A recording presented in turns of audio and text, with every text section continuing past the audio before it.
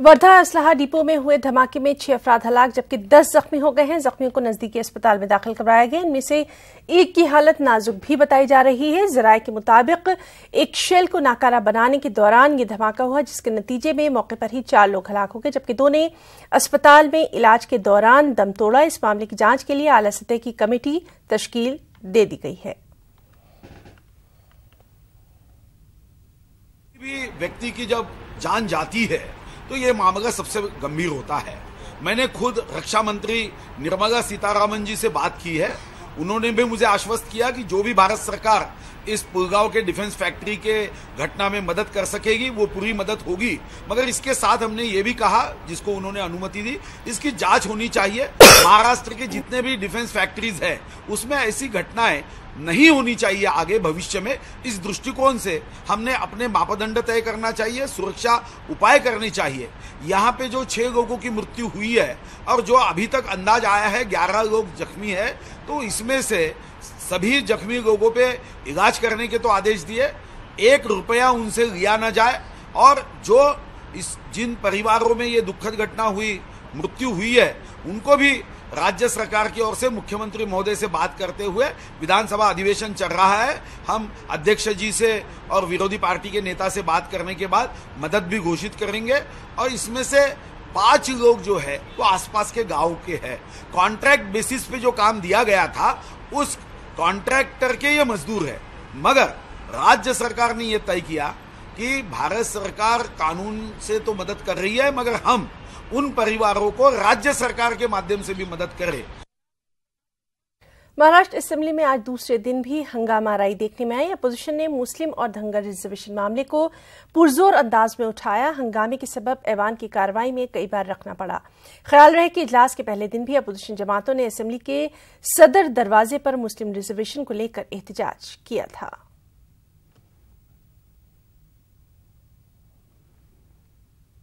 और इस मामले पर हमारे नुमाइंदे सर्वेश तिवारी ने कांग्रेस रुकने असेंबली नसीम खान से खास बातचीत की। मुंबई में महाराष्ट्र सरकार के अधिवेशन में आज जमकर हंगामा हुआ। मुद्दा था मुस्लिम समाज और धनगर समाज के आरक्षण देने को लेकर। सरकार है कि बात उनकी मान ही नहीं रही है और विपक्ष है कि पूरा जोर लगाए हुए है। क्या कुछ माहौल रहा विधानसभा में, जानते हैं कांग्रेस विधायक नसीम खान जी से, जो महाराष्ट्र के पूर्व मंत्री भी रह चुके हैं। नसीम जी, क्या कुछ माहौल रहा? काफी हंगामा हुआ, यहाँ तक कि राजदंड तक उठाना पड़ा विपक्ष को। देखिए, ये सरकार गूंगी बहरी अंधी सरकार बन गई है। ये सरकार किसी भी समाज को न्याय देना ही नहीं चाहती है। मराठा समाज का आरक्षण के लिए आयोग नियुक्त किया गया था। आयोग की सिफारिश आके पड़ी है। अधिवेशन चल रहा है, आज दूसरा दिन है। सरकार को चाहिए कि अहवाल क्या आया कम से कम पटल पे रखे और उसमें क्या सिफारिश की गई है, सरकार की भूमिका क्या है मराठा आरक्षण को लेके, वो साफ करना चाहिए। धनगर समाज के आरक्षण की बात जो मौजूदा मुख्यमंत्री हैं, इन्होंने 2014 में वादा किया था कि सरकार आने के बाद 8 दिन के अंदर महाराष्ट्र के धनगर समाज के लोगों को आरक्षण दिया जाएगा। उस पर आज तक ये सरकार खामोश है। उसके ऊपर सरकार कोई फैसला नहीं कर रही है, कोई निर्णय नहीं ले रही है। मुस्लिम समाज का आप देखिए कि मुस्लिम समाज को पिछड़ेपन की बुनियाद पर 2014 में कांग्रेस और एनसीपी की सरकार ने आरक्षण 5% आरक्षण देने का निर्णय लिया था। मुंबई की हाई कोर्ट ने भी उसे अपहेल्ड किया था और कहा था कि नहीं, इसको आप चालू रखें शिक्षा के क्षेत्र में। बावजूद पिछले 4 साल से ये सरकार उसको अधर में लटकाए हुए है। उस आरक्षण को से मुस्लिम समाज का जो पिछड़ा तबका है, पिछड़े वर्ग के जो लोग हैं, जिनको शिक्षा में आरक्षण दिया गया है, सरकारी नौकरियों में आरक्षण दिया गया है, उनको वंचित रखने का काम ये सरकार कर रही है। सरकार भेदभावपूर्ण रवैया अपनाने का काम कर रही है महाराष्ट्र के अंदर। आखिर समाज के लोगों को न्याय कब मिलेगा? आज अधिवेशन चल रहा है। हमारी मांग है कि महाराष्ट्र के किसानों का मुद्दा है, किसानों को कर्ज माफी का मुद्दा है, उस पर सरकार सही तरह से आश्वासन या निर्णय नहीं ले रही है। किसानों को जो उनका जो माल है, बाजार भाव, उनको मूल्य, सही मूल्य मिले, उसकी बात कर रहे हैं। उस पर सरकार खामोश बनी बैठी हुई है। ऐसा क्या माहौल बना आज अंदर की आप लोग इतने आक्रामक हो गए, राजदंड उठाना पड़ा, सभा 4 बार स्थगित करनी पड़ी? नहीं, सरकार और जो विधानसभा अध्यक्ष महोदय हैं और कहीं न कहीं कहीं सरकार की तरफ से विरोधी पक्ष की आवाज को दबाने की कोशिश हो रही है। बोलने नहीं दिया जा रहा है, विरोधी दल के नेता को बोलने नहीं दिया जा रहा है। जैसे विरोधी पक्ष के नेता बोलने के लिए खड़े होते हैं, सत्ता पक्ष की तरफ से विरोध किया जाता है और स्पीकर महोदय भी उस पर ध्यान नहीं देते हैं, वो भी बोलने की इजाजत नहीं देते हैं। जबकि नियम ऐसा है, हमेशा से ये परंपरा रही है कि विरोधी पक्ष का नेता जैसे खड़ा होता है फौरन उसका माइक चालू हो जाता है और उसे बोलने दिया जाता है। अगर हम विधानसभा में राज्य की जनता के विषय को नहीं रखेंगे, महाराष्ट्र की आवाम की बात नहीं करेंगे तो हम कहां करेंगे? लोकतंत्र में हमारे लिए सबसे बड़ा प्लेटफॉर्म विधानसभा है। विधानसभा के पटल पर अगर हम बात नहीं करेंगे और सरकार को हम नहीं चिताएंगे, सरकार का ध्यान आकर्षित नहीं कराएंगे तो लोगों को न्याय कैसे मिलेगा? ये हमारी नैतिक जवाबदारी है विरोधी पक्ष होने के नाते। लेकिन अभी कोई भी क्लियर पिक्चर सरकार की तरफ से नहीं दिख रही है। आप लोग ने कल भी काफी प्रदर्शन किया, सभी विपक्ष के दलों ने एक साथ मिलकर, आज भी हंगामा हुआ।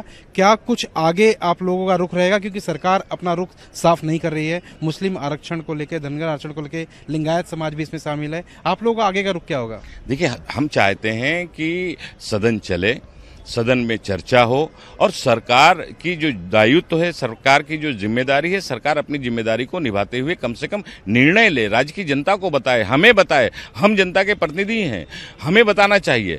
हम चाहते हैं, लेकिन अगर सरकार अपने कर्तव्य से पीछे हटेगी, सरकार अपनी जिम्मेदारी नहीं निभाने का काम करेगी, सरकार अगर लोगों को न्याय नहीं देगी तो अधिवेशन हम चलने नहीं देंगे। ये थे नसीम खान जी, जो कांग्रेस के विधायक, साथ ही महाराष्ट्र के पूर्व मंत्री भी रह चुके हैं। इनका साफ कहना था कि अगर सरकार का रुख चर्चात्मक नहीं रहा आरक्षण को लेकर, मुस्लिम समाज हो, चाहे धनगर समाज या लिंगायत समाज हो, तो सरकार का जो भी विधानसभा हो चाहे विधान परिषद हो, जो भी चर्चा होगी वो उसे चलने नहीं देंगे। कैमरा में अविनाश लोंडे के साथ Sarvesh Tiwari, news 18 Mumbai. NCP leader Munaf Hakim ने कांग्रेस में शमूलियत इख्तियार कर ली है। महाराष्ट्र कांग्रेस के सदर और साबिक वज़ीर-ए-आला अशोक चौहान के प्रोग्राम में मुनाफ हकीम ने अपने चाहने वालों के हमरा कांग्रेस में ये शमूलियत इख्तियार की। मुनाफ हकीम महाराष्ट्र स्टेट माइनॉरिटी कमीशन के साबिक चेयरमैन भी हैं। मुनाफ हकीम तारिक अनवर के बेहद करीबी माने जाते हैं। तारिक अनवर के बाद मुनाफ हकीम एनसीपी के दूसरे ऐसे बड़े लीडर हैं जिन्होंने एनसीपी से कांग्रेस में शमूलियत इख्तियार की। तारिक अनवर साहब ने जो फैसला किया, हम सब उनकी क़यादत में काम करने वाले कार्यकर्ता है। हम सभी ने ये सोचा कि हमें फ़िरका परस्त ताकतों के ख़िलाफ़ लड़ने वाली उन तमाम ताकतों के साथ खड़ा होना पड़ेगा जो आज हिंदुस्तान की कौमी यकजहती के लिए और आइन की हिफाजत के लिए बहुत ज़रूरी है। और इसलिए हमने कांग्रेस में काम करने का फ़ैसला किया। एक कारकुन की हैसियत से जो जिम्मेदारी कांग्रेस की आला कमान हम पर देगी, हम उसके मुताबिक काम करेंगे। महाराष्ट्र की मौजूदा बीजेपी हुकूमत ने मुसलमानों को रिजर्वेशन से महरूम रखकर फ़िरक़ापरस्ती और मजहबी तासुब का अमली सबूत दिया है। मुल्क की तारीख में पहली बार ऐसा हो रहा है कि अक़लियतों को उनके मजहब की बुनियाद पर उनके हुकूक से महरूम रखा जा रहा है। और ये संगीन इल्ज़ाम एनसीपी लीडर मुश्ताक अहमद ने लगाया। वो जन जागरण समिति की प्रेस कॉन्फ्रेंस से खिताब कर रहे थे। एक रिपोर्ट।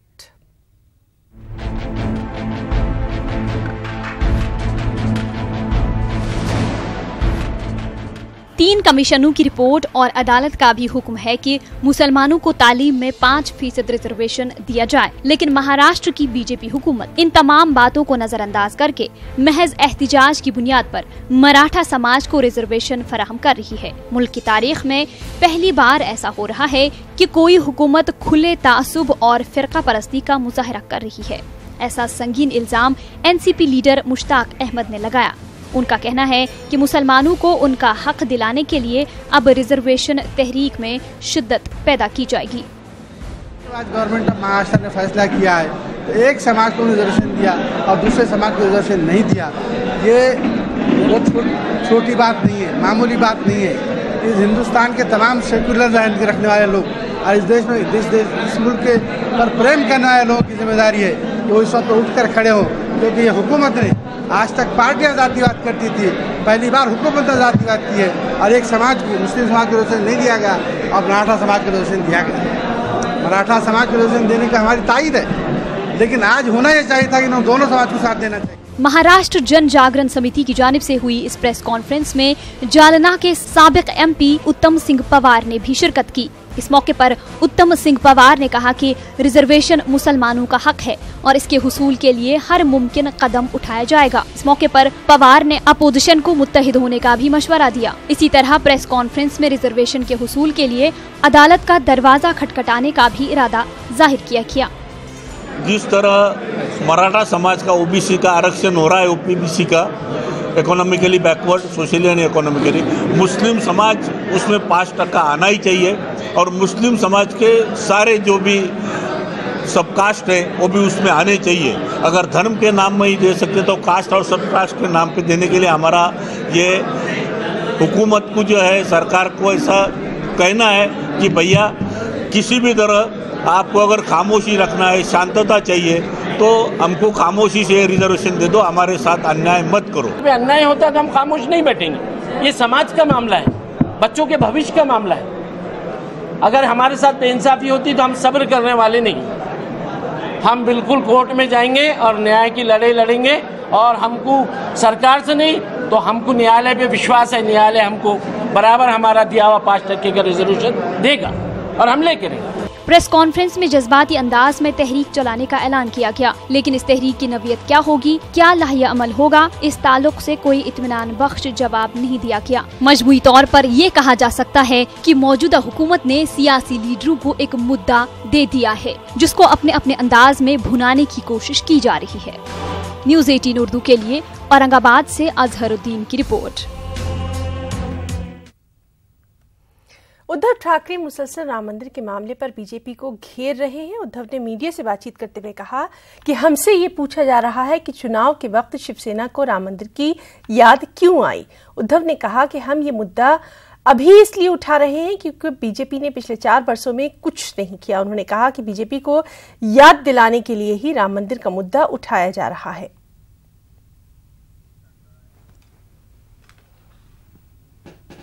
नांदेड़ से दिल्ली के लिए नई एयर सर्विस का आगाज हो चुका है। एक तकरीब के दौरान कांग्रेस के रियासती सदर अशोक चौहान के हाथों नई एयर सर्विस का इफ्तिताह अमल में आया। मरकजी हुकूमत ने नांदेड़ से दिल्ली के लिए हफ्ते में 2 दिन एयर सर्विस शुरू करने का फैसला किया है। इस फैसले से नांदेड़ से दिल्ली जाने वाले आम मुसाफिरों के अलावा खासतौर पर सिख समाज के लोगों को बहुत सहूलत हो गई है। नांदेड़ के गुरुद्वारा दर्शन के लिए हजारों की तादाद में सिख जायरीन मुल्क के मुख्तलिफ मुकामात से नांदेड़ का रुख करते हैं।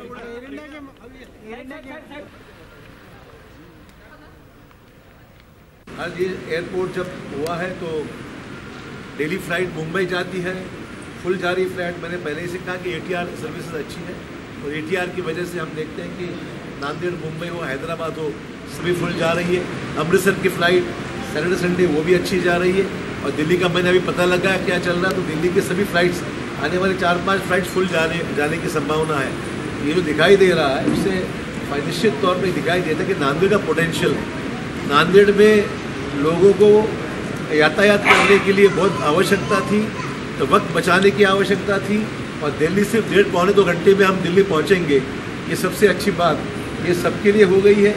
इसी प्रकार से दिल्ली के लिए भी ये मंडे और थर्सडे के लिए, और यहाँ तक के मिनिस्टर साहब ने कमिटमेंट की है कि भी अगर रिस्पांस एयर इंडिया को अच्छा मिला 1 दिन की बढ़ोतरी और मिल जाएगी, जिससे जो दिल्ली आना जाना बहुत आसान हो जाएगा, पिलग्रिम का यहाँ पे बढ़ोतरी हो जाएगी। महाराष्ट्र के अवधमहल में movement for piece and justice की जानिब से सच्चर कमेटी की सिफारिशात को नाफिज करने को लेकर एक रोजा धरना आंदोलन किया गया, जिसमें एमपीजे की तरफ से मुतालबा किया गया कि हुकूमत जल्द से जल्द सच्चर कमेटी की सिफारिशात को लागू करे, क्योंकि मुसलमानों की तालीमी और माशी बदहाली में दिन ब दिन इजाफा होता जा रहा है। इस एक दिवसीय धरने आंदोलन के माध्यम से यही डिमांड है, यही मांग है कि इसे जल्द से जल्द लागू किया जाना चाहिए, क्योंकि बड़े शर्म की बात है कि आज से 12 साल पहले न्यायाधीश राजेंद्र सच्चर ने जिस समिति का अहवाल पेश किया था शासन को, सरकार को, उस पर आज तक किसी प्रकार की कोई अमल बजावनी नहीं की गई है। इस बात का भी हम खंडन। मालेगांव में जमीयतुल उलमा अरशद मदनी ग्रुप की जानिब से मेंबर बनाने का काम जारी है। मालेगांव शहर से 1 लाख मेंबरान बनाने का फैसला किया गया।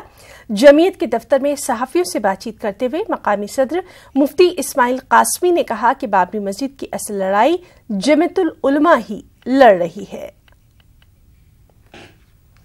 मजबूर हो करके लोगों को ये बात बताना चाहते हैं कि जमीयत उलमा 23 दिसंबर 1949 से बाबरी मस्जिद का मुकदमा लड़ रही है और ये मुल्क की वाहिद तंजीम है जो पहले दिन से मुकदमा लड़ रही है। मुस्लिम पर्सनल लॉ बोर्ड का क़याम 1972 में हुआ है और बाबरी मस्जिद की शहादत के बाद मुस्लिम पर्सनल लॉ बोर्ड ने किसी फरीक के साथ उन्होंने मुकदमे में शिरकत की। मालेगांव शहर में कौमी यौम सहाफत मनाते हुए एक सेमिनार का इनेकाद किया गया। जिला उर्दू पत्रकार संघ मालेगांव की तरफ से इस तकरीब का इनेकाद शहर के हज ट्रेनिंग सेंटर में किया गया, जिसमें कलम की हुर्मत और मीटू मुहिम के उन्वान से उलमा और सीनियर सहाफियों ने अपने ख्यालात का इजहार किया। इस तकरीब में मौलाना अब्दुल हमीद अजहरी, मौलाना उमरीन महफूज रहमानी, हाफिज अनीस अजहर समेत दीगर अहम शख्सियात ने शिरकत की।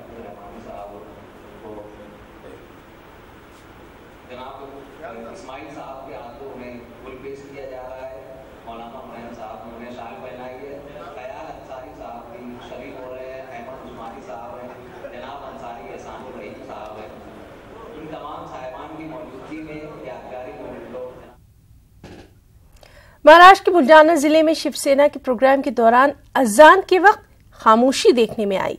दिलचस्प बात यह रही कि खुद आदित्य ठाकरे ने मुकर्रर को अजान के दौरान खामोशी इख्तियार करने की हिदायत दी। वाज़ेह है कि आदित्य ठाकरे बुलढाना और अकोला में परेशान हाल किसानों के अहलखाना में अनाज तकसीम करने के दौरे पर थे।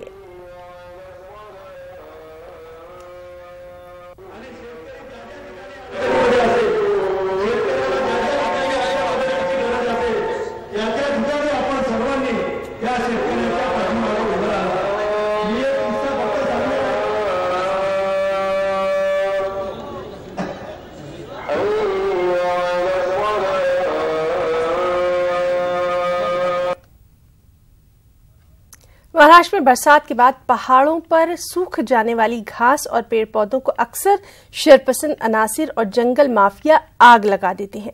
दूसरी जानिब रियासत महाराष्ट्र में हर साल लाखों दरख्त लगाने की मुहिम भी चल रही है। ऐसे में हाल ही में गुजरे मानसून में कल्याण के अंबरनाथ की पहाड़ियों पर 1 लाख पौधे लगाए गए थे, लेकिन बरसात के जाते ही इन पौधों के सूखते ही किसी ने यहां आग लगा दी, जिसमें घास फूस के अलावा कई बड़े दरख्त भी जल गए।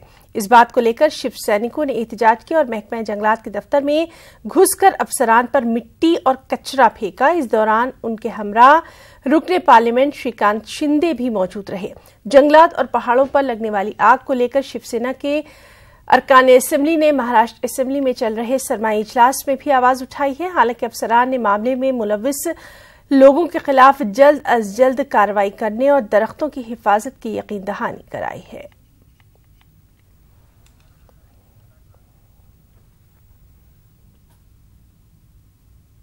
और अब खास बात कर्नाटक की खबरें। सबसे पहले सुर्खियां। पैगंबर इस्लाम की शख्सियत पर कन्नड़ा जबान में 2 किताबें मंजर आम पर आईं। हिंदू राइटर्स के मजामीन को भी किया गया है किताब में शामिल।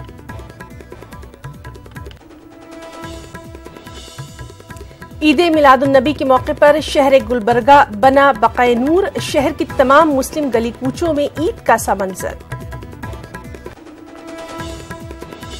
और बॉलीवुड अदाकार संजय दत्त ने बेंगलुरु का किया दौरा। एडॉप्ट फिटनेस सेंटर का किया इफ्तिताह। जिस्मानी वर्जिश पर खास तवज्जो देने का दिया मशवरा।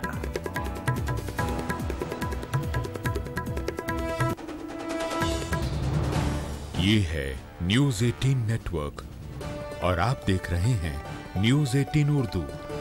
हमारी पहुंच, आपकी ताकत।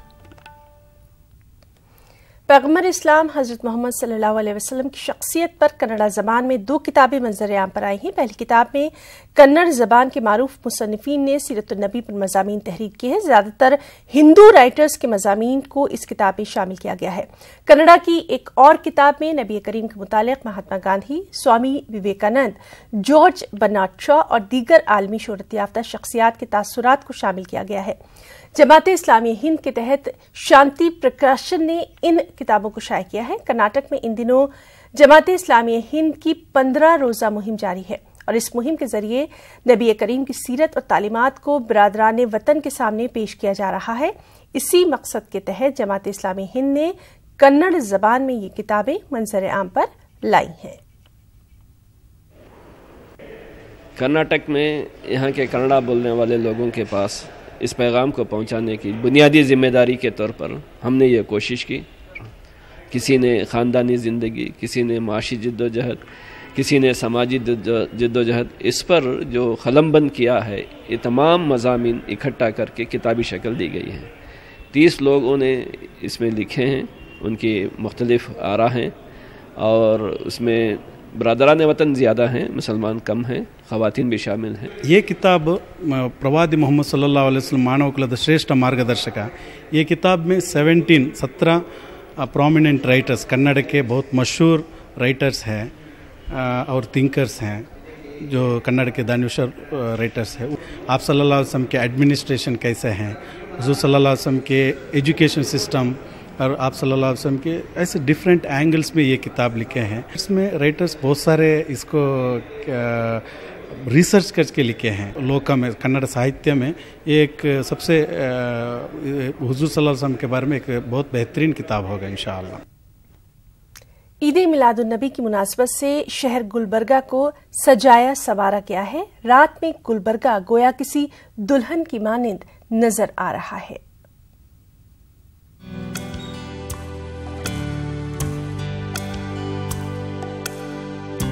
मुल्क के दीगर हिस्सों की तरह मिलादुन नबी सल्लल्लाहु अलैहि वसल्लम का शहर गुलबर्गा में भी खास एहतमाम किया जाता है। मसाजिद और घरों के साथ साथ यहाँ सड़कों को भी सजाया जाता है। गुलबर्गा के तमाम मुस्लिम महल्ले ईद का नज़ारा पेश कर रहे हैं। हर कोई अपनी अपनी इस्तात के मुताबिक इश्क़ रसूल का इजहार कर रहा है। मुस्लिम चौक, संतराशवाड़ी, कुरैशी मोहल्ला, कराना बाजार, रोज़ा, रिंग रोड, गर्ज, हर मुस्लिम महल्ले में सेहतमंद मुसाफत के साथ सड़कों को सजाया जा रहा है। आप सल्लल्लाहु अलैहि वसल्लम के लिए तो सारी चीज़ें बनाए गए हैं, चाँद, सूरज, ज़मीन और आसमान। अब हम जो है इतनी सी लाइटिंग वगैरह डाल के हम अपनी खुशी इजहार कर रहे हैं। अब अल्लाह जो है हम इसको हमारी खुशी को कबूल कर रहे हैं। उसी सिलसिले में हम ये लाइटिंग वगैरह का ये करते हैं। आज जो आप सल्लल्लाहु अलैहि वसल्लम की मोहब्बत में हम हमारे सभी साथियाँ मिल के जो है इसका एहतमाम करते हैं। ये आक़ाए नामदार मोहम्मद मुस्तफ़ा सल्लल्लाहु अलैहि वसल्लम की आमद की वजह से जो है पूरे शहर में, पूरे दुनिया में जो है मनाया जाता है मिलादुन नबी, जलसा मिलादुन नबी। इस मौके पर कुछ संजीदा नौजवान जोशीले नौजवानों को कुछ नसीहत व मशवरा भी दे रहे हैं। जश्न मिलादुन नबी सल्लल्लाहु अलैहि वसल्लम में अदब का पास लिहाज रखने की तलकीन कर रहे हैं।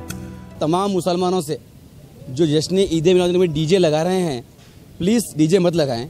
और एक जिस तरह से हम लोग झंडे लगा रहे हैं या फरारे लगा रहे हैं, जो चीज़ भी लगा रहे हैं उसी तरह से उस चीज़ को निकालें। आमद रसूल के वजह से ही तमाम ईदें हमको मिली हैं। नमाज मिली है, रोज़ा मिला है, हज मिला है, अखलाक मिले हैं, किरदार मिले हैं, औसाफ मिले हैं। यहाँ ये बात काबिल जिक्र है कि 12 रबीउल अव्वल को गुलबर्गा में बाद नमाज असर बड़े पैमाने पर जुलूस से निकाला जाता है, जिसमें इस्लामी सकाफत पर मबनी 100 से ज़ायद झांकियाँ होती हैं। निसार तेरी चहल पहल पे हजारों ईदे रबीउल अव्वल, निसार तेरी चहल पहल पे हजारों ईदे रबीउल अव्वल, सिवाय इबलीस के जहां में सभी तो खुशियां मना रहे हैं।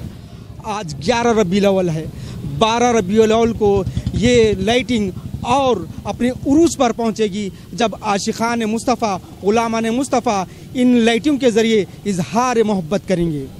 न्यूज़ 18 के लिए गुलबर्गा से Jawad Mir.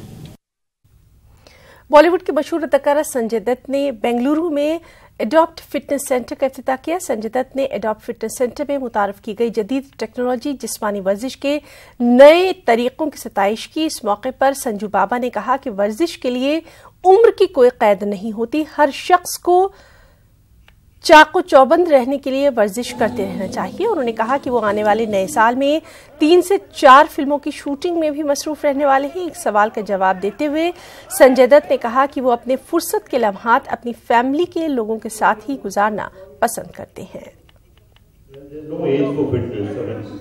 Fitness is the most important thing, and keeping a good diet and hitting the gym every day, I think is the best thing. It has to be strict, it has to be controlled, it depends on what kind of a body you